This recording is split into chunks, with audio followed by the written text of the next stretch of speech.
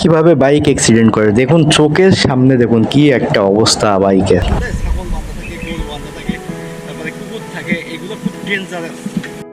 বেশিরভাগ দেখবেন আপনি যখন রাস্তায় বাইক নিয়ে উঠবেন তখন দেখবেন গরু, ছাগল আর আপনার হচ্ছে কুত্তা, অভাব নাই, এত পরিমাণ চোখের সামনে আসবে। অ্যাক্সিডেন্ট কিন্তু বেশি হয় থাকে রাস্তার পাশে। এই ছাগলগুলো তখন থাকে গাড়ির সামনে চলে যায়। দেখুন কিভাবে গরু নিয়ে যাচ্ছে দেখুন। হয়তো বা বাইক কিংবা যে কোনো ভ্যান রিক্সা যে কোনো একটা অ্যাক্সিডেন্ট হয়ে যায়। আমি যে রাস্তা দিয়ে যাচ্ছি এত সুন্দর একটা রাস্তা, মানে এত পপুলার জায়গাটা, সবাই চেনে বেশ কম।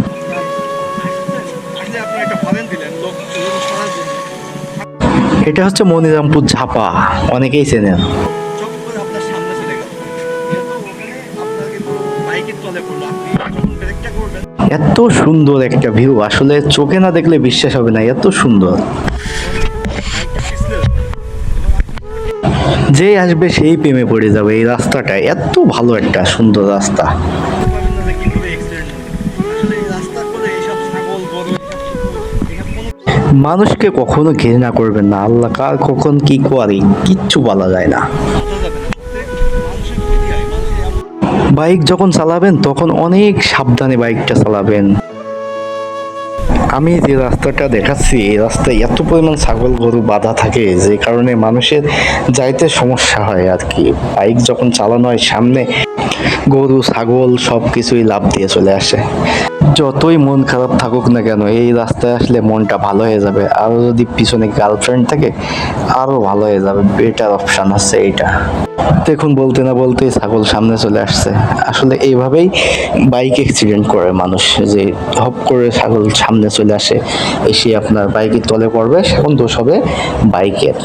আর যে যার ছাগল তার কোনো কিছুই দোষ হবে না। দেখুন রাস্তার পরে ইট খোয়া টোয়া সব কিছু রাখছে। আসলে রাস্তাটা একটা অন্যরকম সিস্টেম হয়ে গেছে, সবার ইচ্ছা মতো যে যা করবে তাই করতে দিতে হবে, কোনো বাধা দেওয়া যাবে না। আসলে এভাবে কিন্তু এই যে ছাগল চলে আসছে, এভাবে অ্যাক্সিডেন্ট হয়, মানুষ এভাবে অনেক মারা যায়, হাজার হাজার মানুষ মারা যায় এভাবে।